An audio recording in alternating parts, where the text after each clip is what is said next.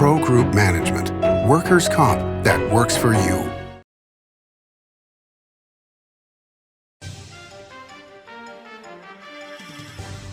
Welcome to Nevada Newsmakers. On the broadcast today, Chris Hicks, the Washoe County District Attorney, for the whole show on an all-new Nevada Newsmakers.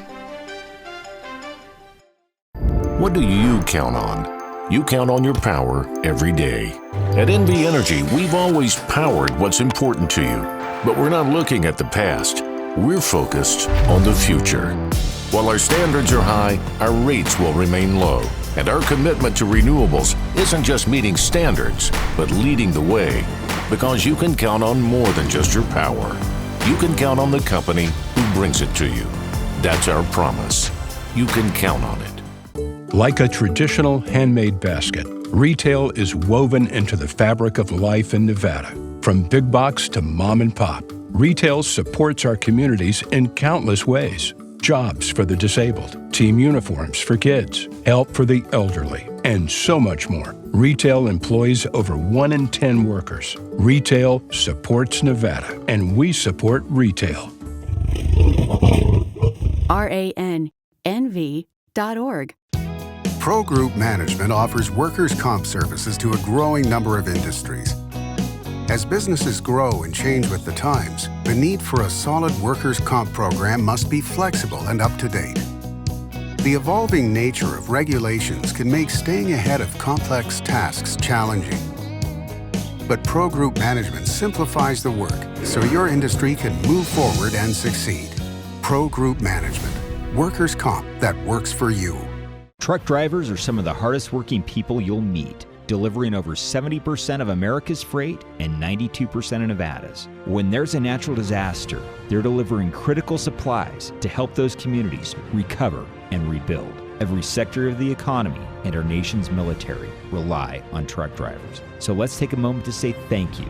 On the open road or city streets, our truck drivers are rolling to make our economy and our nation stronger. Trucking moves America forward. This is Nevada Newsmakers with host Sam Shad, a no-holds-barred political forum. Now, from the Nevada Newsmakers broadcast headquarters, here is Sam Shad. And back on Nevada Newsmakers, we are always pleased to welcome back to the program Chris Hicks. He's the Washoe County District Attorney. Pleasure to have you back on the program, sir. Pleasure to be here. So, I want to go over some things from your last appearance. You were here approximately May 6th of last year. And I brought up the topic of the Proud Boys. Word had started circulating in Las Vegas that they were active down there.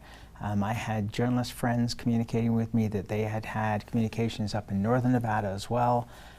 We saw the incident in Carson City, Gardnerville, a little bit in Reno. And we talked about, at the time, you had said you really were not aware of the Proud Boys. Obviously, since then, that name has become, if not nationally, internationally well known.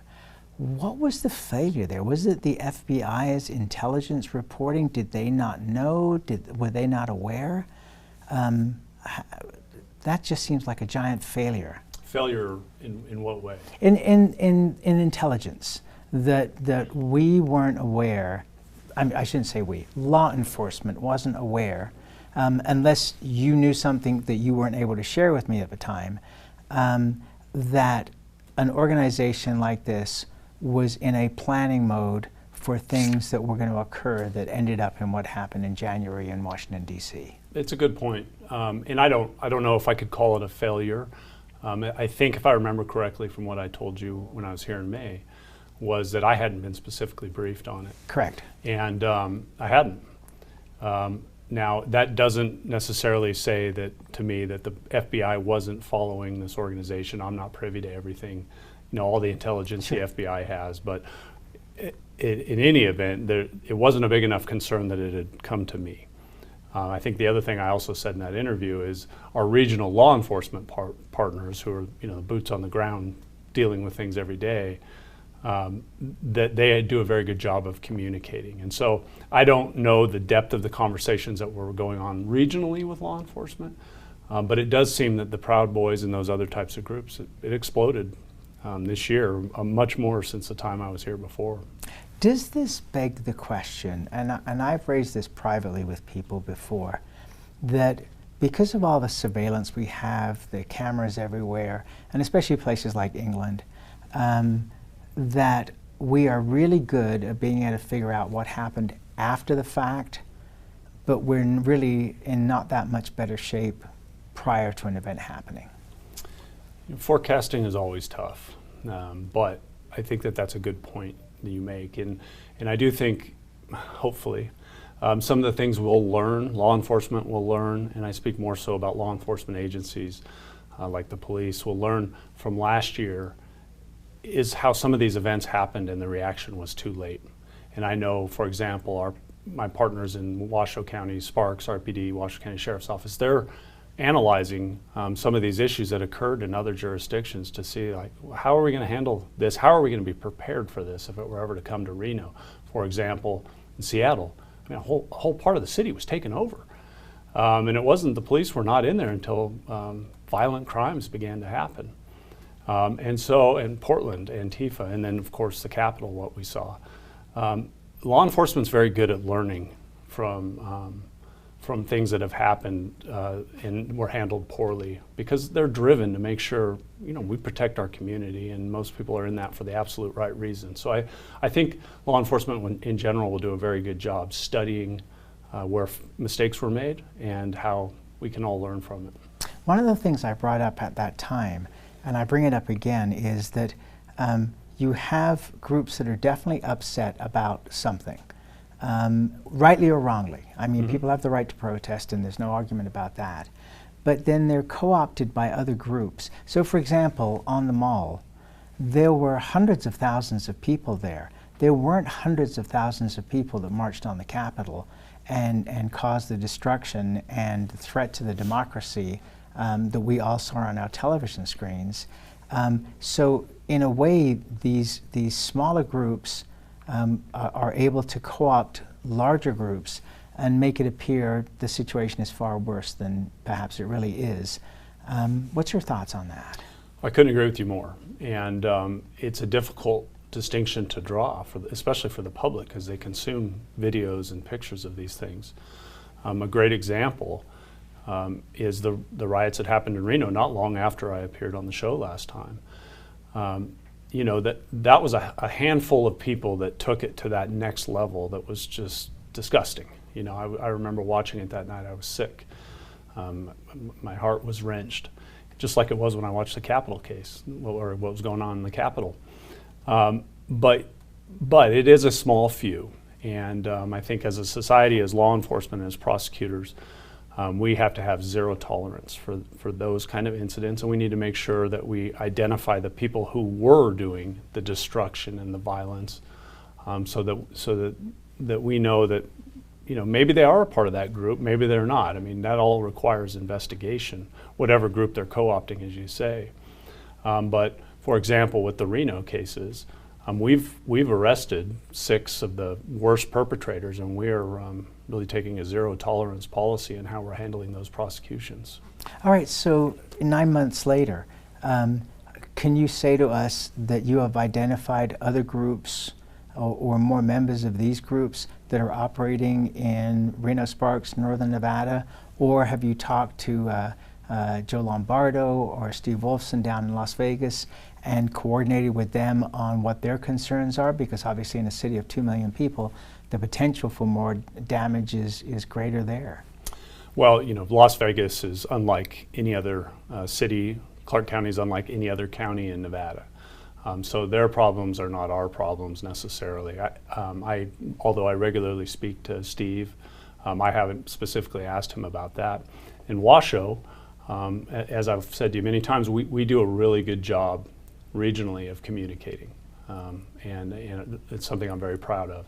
And so I know that all of our law enforcement agencies, and then they naturally include our prosecutors, we're always talking and we're always preparing for these kinds of situations. Okay, so is there chatter that you're concerned about?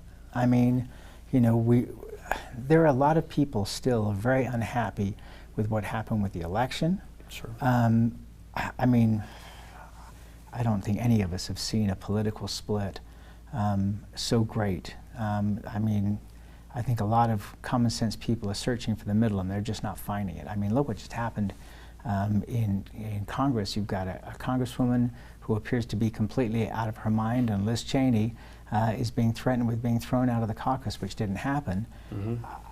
I mean, that's unbelievable. It's all unbelievable, and yes, I struggle with the exact same things. Just as a citizen, when are we going to get back to normalcy? You know, we're not. Well, I'm more optimistic. You know, the reason I say that is that these things didn't happen overnight. And the reasons why Donald Trump was elected, not just by Republicans, but by Democrats as well, was that there was an unhappiness with the political situation in the country. That people felt that they were electing politicians based on what the politicians were saying, and then when the politicians went to D.C. or to their state houses, that they were not doing what they had promised. Now, sadly, you and I both know that there is a difference between running for election and governing. But those people are still very unhappy. I had Michael Cadenassi on the program last week, who's the chairman of the Washoe County Republican Party. He said the second largest group of people who are voters in the state of Nevada are nonpartisans, people who are not affiliated with a party. So, you know, they are up for grabs for whichever side wants to make their pitch to them. I think that this is going to be quite a long time before we see things calm down. Well, minimum 4 years. The hangover, if you will, from 2020 is going to be studied for years. And I mean, I don't need to say this, everybody understands it, but think of what we went through, the grief, the trauma, everything that happened in less than the last year. Job losses, death, kids having to come learn from home, a polarizing election, social justice, protests, and then the contrary, so much that pulled at the seams of our country. And on all of us. We're all still grappling with that. Everybody deals with trauma in different ways, and I know that well from what I see as a prosecutor. But again, I'm a strong believer in the human spirit and in right and wrong, and I think we're going to find our way back to right. I'm an optimist by nature, so I agree with you in the big picture. I just think that as I talk to people on the two major sides of the aisle, I have concerns that it's going to be a ways off before. And it's interesting that Joe Biden became president and became the nominee because he seemed to be the most electable, the most centrist of the Democratic candidates.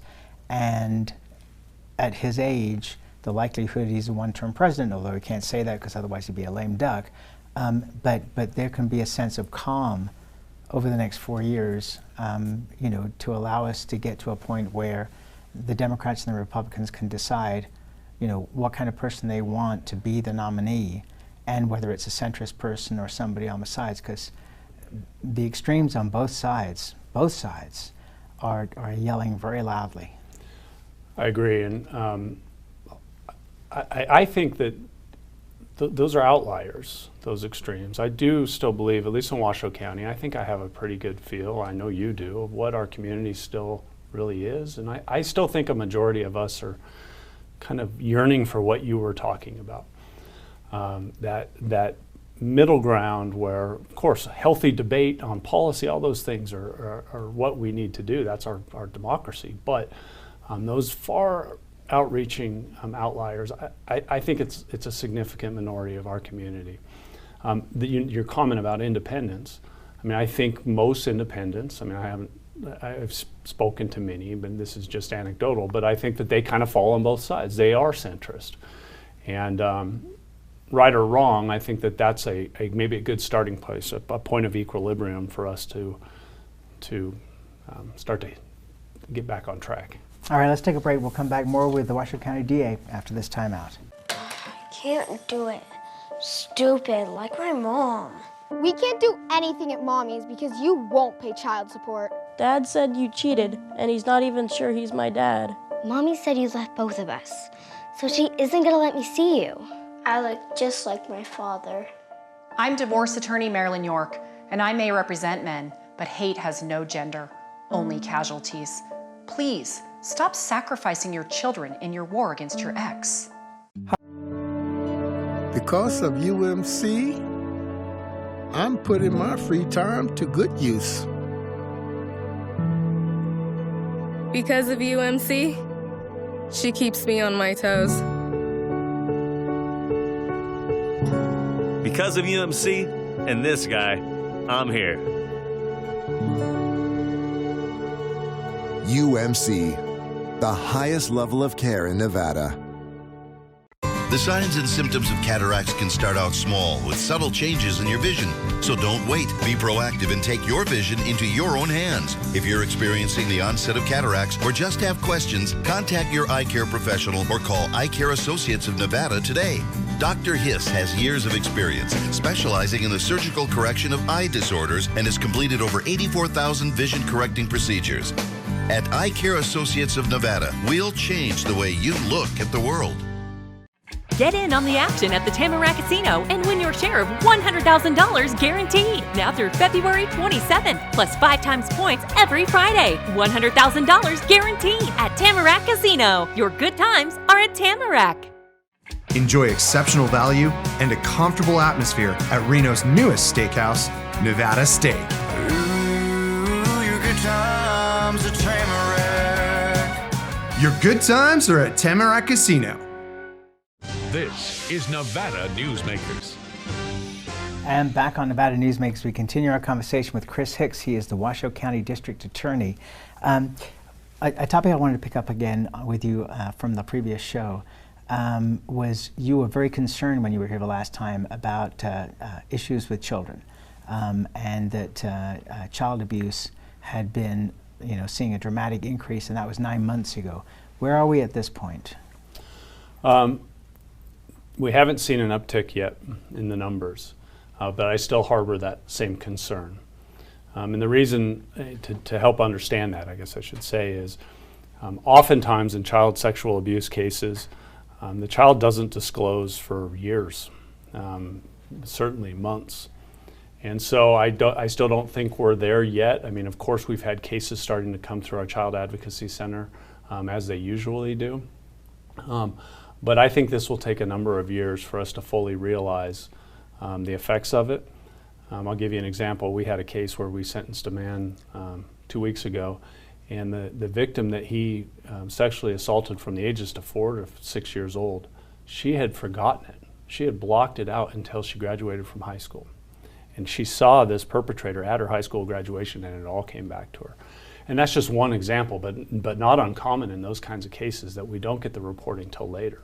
I am happy to report that since I was here, I remember we were also talking about working with the school district to give children the opportunity to report. Right. And our Child Advocacy Center began working with the school district, and we have started creating better ways, mechanisms for children that may be exposed to that type of abuse to disclose and to have someone to share it with so we can move appropriately on those cases.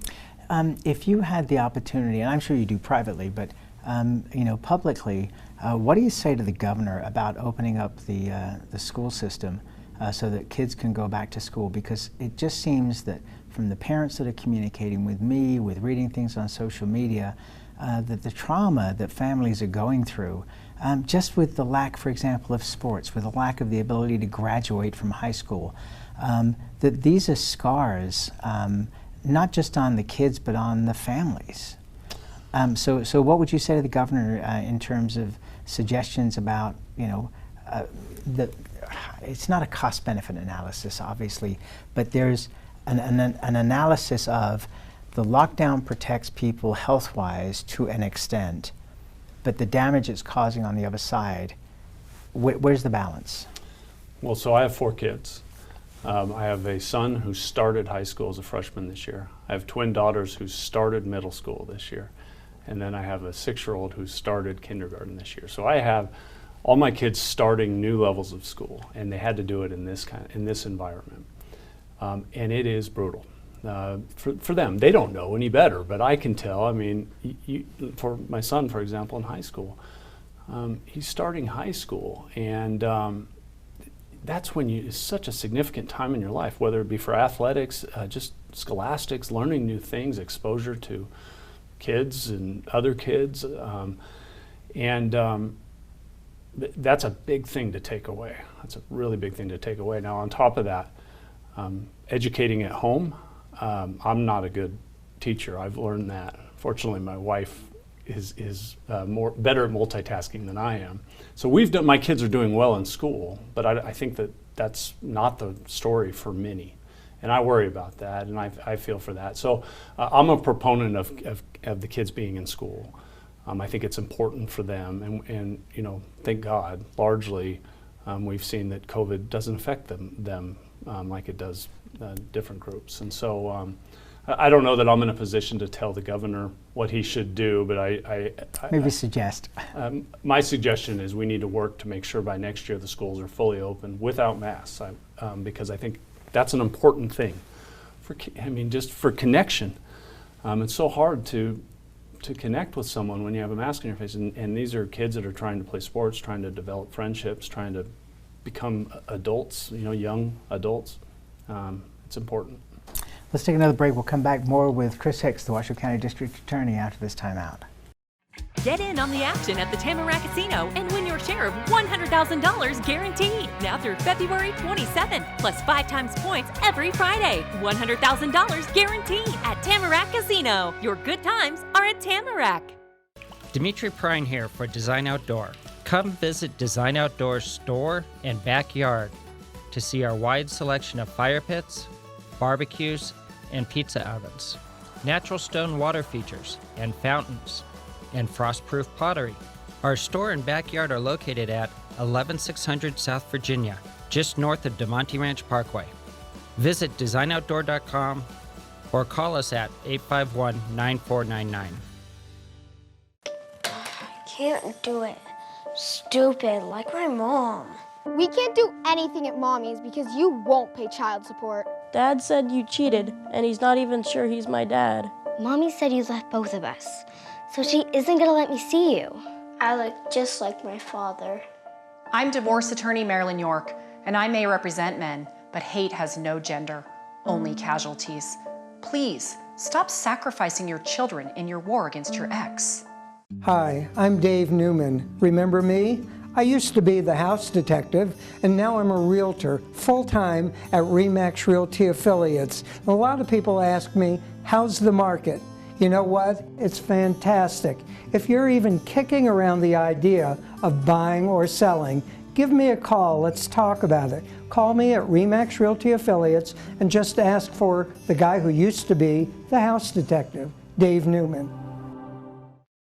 Get in on the action at the Tamarack Casino and win your share of $100,000 guaranteed. Now through February 27th, plus 5 times points every Friday. $100,000 guaranteed at Tamarack Casino. Your good times are at Tamarack.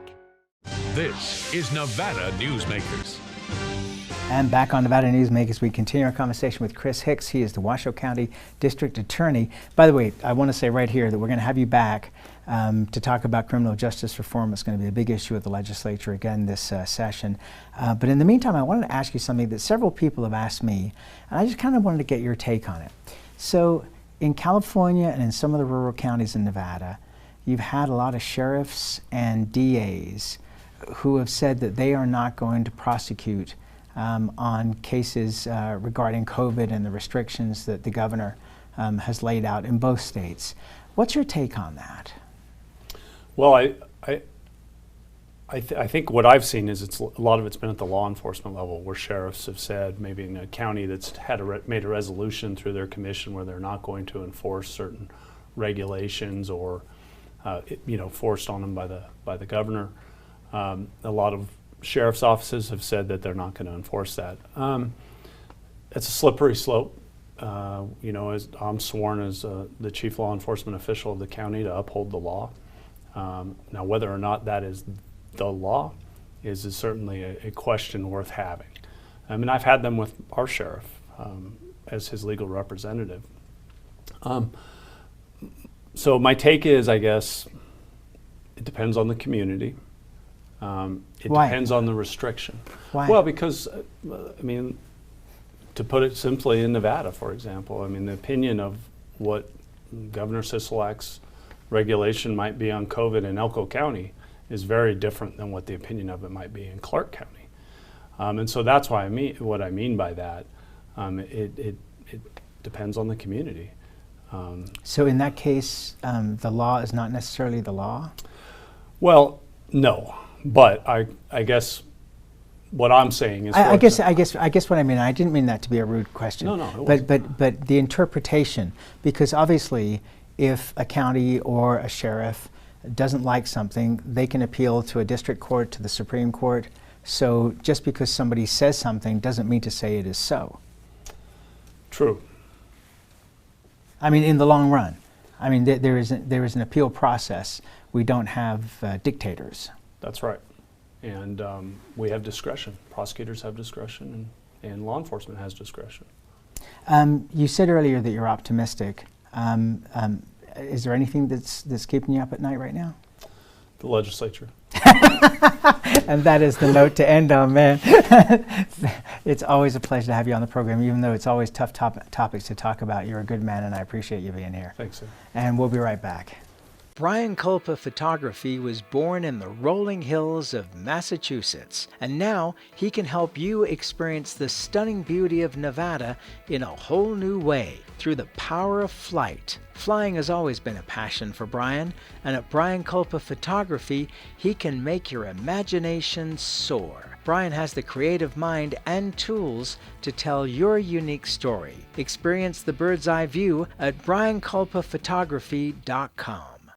Hi, my name's Marilyn Miner, and I'm sure you'd agree that Nevada's a very special place to live. I was born here, and my husband and I have raised our family here. I feel it's a privilege to live and work in the Truckee Meadows. I especially enjoy helping my clients reach their real estate goals. Sometimes the smallest details provide the greatest satisfaction. I'd be complimented to talk to you about your next move. Call Marilyn Miner at Dixon Realty, 742-1280, or log on to marilynminer.com. Safety. We all think about it. You think about it when he buckles in, when you check your mirrors and put away your phone.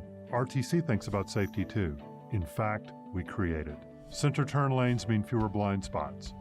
Bike lanes keep cyclists and you safe. Roundabouts reduce injury collisions, and all these crosswalks are designed to keep families like yours safe. Safety is your priority, and it's ours too. Every day, in everything we do. Pro Group Management specializes in providing industries with the necessary components to satisfy and exceed workers' comp requirements. Every business has unique needs and specific regulations. Pro Group Management stays ahead of the curve, providing up-to-date services to keep your industry in top form. Discover how we simplify your tasks, improve efficiency, and reduce expense to keep you moving in a positive direction. Pro Group Management. Workers' comp that works for you. You can now watch Nevada Newsmakers on YouTube. Just go to YouTube and search for Nevada Newsmakers and become a subscriber. We'll see you on the next broadcast. Thanks for watching and listening.